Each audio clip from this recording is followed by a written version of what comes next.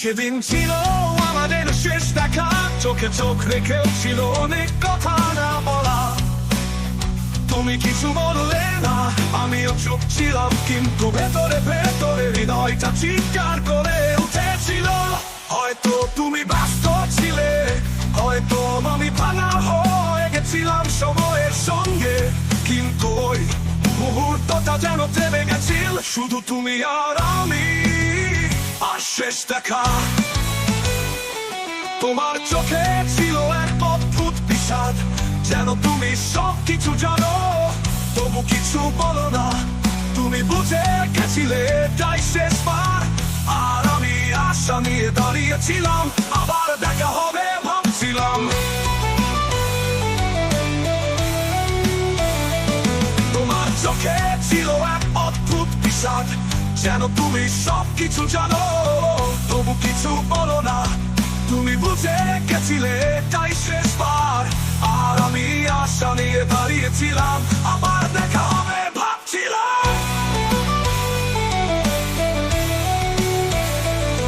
শেষ দেখায় কেউ বিদায় জানায় না, তুমি করোনি আমিও পারিনি, তবু এক নীরবতা সবকিছু বলে দিয়েছিল। যা কথায় বলা যায় না, তা চোখের ভাষায় বোঝা যায়। চলে গেলে আমি তাকিয়ে রইলাম তোমার ছায়ার দিকে, জানি না তুমি ফিরে তাকালে কিনা, কিন্তু আমি এখনো সেই দৃশ্যের মধ্যে আটকে আছি। রাত হলে আজও আমি শুনি সেই নীরব সুর, যেটা বাজে কেবল শেষ দেখার পর। তোমার গন্ধ এখনো আমার জামায় লেগে আছে, তোমার স্পর্শ এখনো বুকে জড়িয়ে। তুমি কি কখনো ভাবো সেই দিনের কথা, যখন হঠাৎ এক অলিখিত পরিসমাপ্তি টেনে দিলে গল্পে, যে গল্পটা অসম্পূর্ণ রয়ে গেল চিরতরে, যার শেষ পাতায় লেখা আছে শেষ দেখা।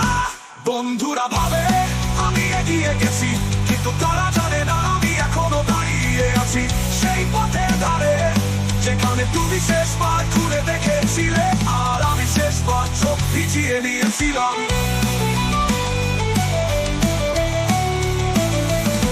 শেষ দেখা হয়তো সবার জীবনে আসে, কিন্তু কেউ জানে না কোনটা হবে শেষ। তাই হয়তো বলা হয় অচেনা কিছু, তাই হয়তো চোখে জমে থাকে হাজার প্রশ্ন, হাজার কষ্ট।